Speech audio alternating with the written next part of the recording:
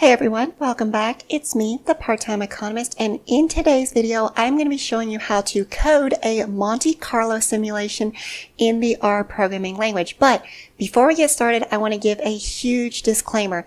I'm going to be showing you how to code this function or this process by hand. Now, if you're just looking to save some time, there are a ton of packages out there that will automate a lot of this for you. The reason I'm doing it by hand is because I want you to really understand what is going on under the hood and hopefully gain a better appreciation of why this tool is so powerful. So with that being said, Monte Carlo simulations are great when we are trying to estimate an outcome in the presence of uncertainty, right? And I know that's a very broad statement. So let me give you an example. Let's suppose that we want to estimate a potential stock market return. Now, let's just make up some numbers. Obviously, this isn't financial advice, but let's suppose that the average stock market return is 7%, right?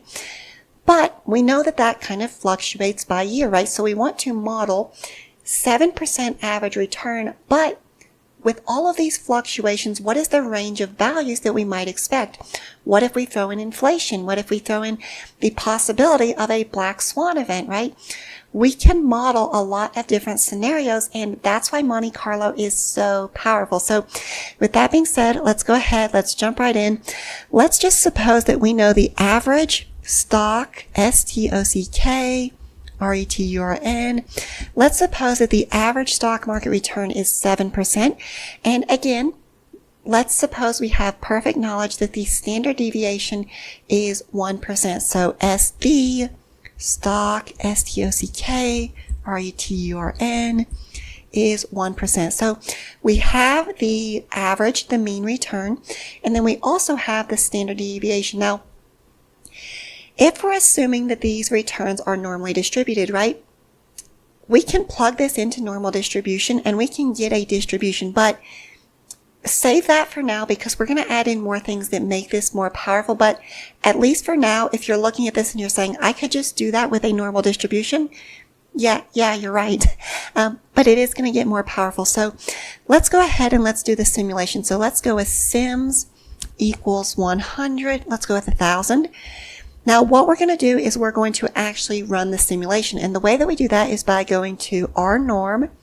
So basically what we're saying is go in and create some normally distributed values where we do it so many times with the mean of 7 and the standard deviation of 1. So what we're going to do, we're going to go with n equals sims mean equals average stock return, and then SD is going to be SD stock return, S-T-O-C-K. All right, now what we need to do, we want to assign that to a variable, so we'll go with stock, S-T-O-C-K, stock Monte Carlo. Now what that's going to do, and I'm going to show you here, that is going to, like I said, it's going to pull normally distributed values where the mean is 7 and the standard deviation is 1. So you can see here, maybe we get a chance of a 9.1% return, maybe we get a 6.3%. And what we can do, we can actually create a histogram of stock Monte Carlo. And what you'll notice is that our mean here, our mean is somewhere around 7, right? Which again, that makes sense because that's what we specified. So let's go with mean just to verify that. Mean is equal to stock, S-T-O-C-K, Monte Carlo. And again, it says 7.01. Now, obviously, what you'll notice is that if we did fewer simulations, again, it's kind of more divergent, but the more simulations we do, the closer it gets to that mean of 7, right? So again, you're seeing the normal distribution there, but this is where it gets really powerful because we can add in other sources of uncertainty. So let's suppose that we also have inflation, right? So let's add in inflation. Add inflation. And again, we're just making things up here. Let's suppose the average underscore inflation. The Federal Reserve the Federal Reserve, says that their goal, at least it was a long-standing goal, that inflation should be about 2%. Now, whether or not that has been the case in recent years, I'll leave that up to you, but inflation target 2%. Now, let's suppose that the standard deviation of inflation, let's suppose that is 2, right? So maybe we get 0 inflation, maybe we go up to 4% inflation, right? Again, we're going to do the exact same thing here. So all we have to do, I mean, we could pretty much just copy this. What we're going to do another normal distribution where we are doing, again, those 10,000 or 1,000 simulations. The mean is going to be average, and it's going to be inflation. The standard deviation, again, is going to be SD underscore inflation. Now, I do want to point out that I am defining these variables externally. If you just wanted to fill them in directly, you could do that as well. So let's go with inflation, Monte Carlo. Now, what that's going to do, again, it's going to create a normally distributed sample of values. You can see that we're hovering around that 2% inflation, right? Sometimes we go below, sometimes we go above, but that is kind of the mean. Now, let's suppose that we want to combine both of these, and we want to say, taking into account both the fluctuation in the stock market as well as the fluctuation in inflation, right? Now we've got two sources of uncertainty. What is our expected return? Well, we can do real underscore return, RETURN, and let's suppose that that is going to be the, what did I call this variable? I called it stock Monte Carlo, STOCK, stock Monte Carlo minus inflation Monte Carlo. We can run that. We can create a histogram of that. And what you'll notice, again, it's showing us that distribution of potential returns, right? So when we did the original histogram, we were looking at about 7%, right? Now we're looking at about a 5% real return. Now, again, the math behind this isn't super impressive because, again, if we know the mean stock return is 7, the mean inflation is 2, like we can easily do that math. But this is giving us a range of possibilities. Now, I want to add one more thing that really shows the power here.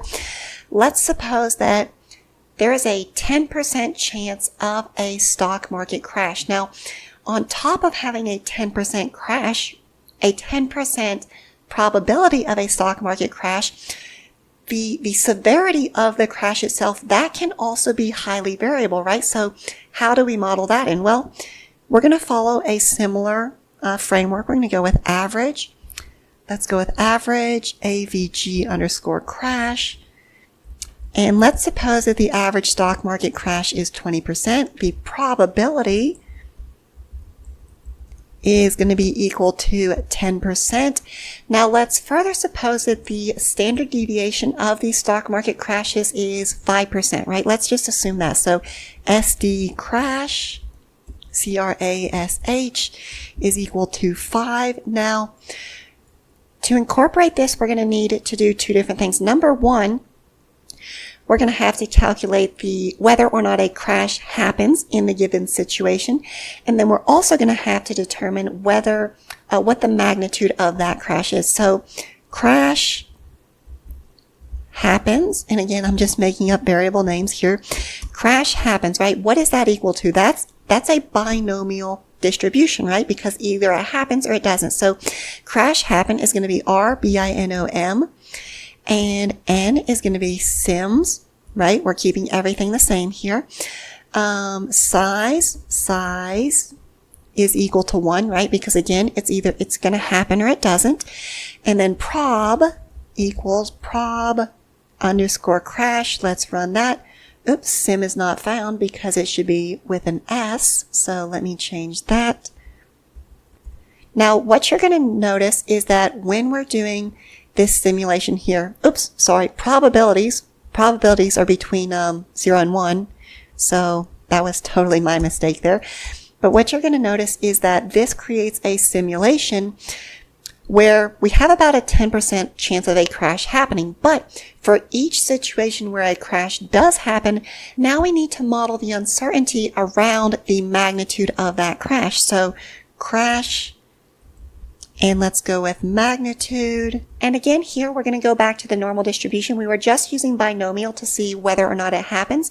Since we're now going to kind of that expected range of possibilities, we're going to go back to the normal distribution. So our norm, and again, n is going to be sims, mean is going to be average, crash, and then SD is going to be equal to SD underscore crash.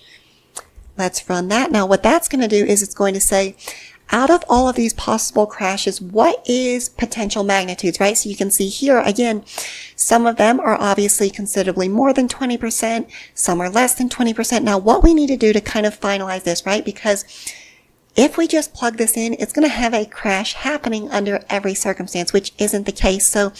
So what we need to do is crash impact, and that is going to be composed of both the magnitude of a crash and whether or not it happens. So crash underscore magnitude times crash happen. And what that's going to do is basically it's zeroing out any of those situations in which the crash doesn't happen. So let's do our final model now, our final simulation. So how do we kind of put this all together? All we have to do is final, final underscore returns. And what we're going to do that Monte Carlo stock simulation, stock Monte Carlo, and we need to subtract the inflation, right? Inflation Monte Carlo, and we also need to subtract out, the crash impact, CRASH impact. Now what you're going to notice, let's take a look at this numerically first. What it's going to do is it's giving us the average returns, but we can also see those circumstances in which a crash does happen. Now we're going to go with histogram, final returns.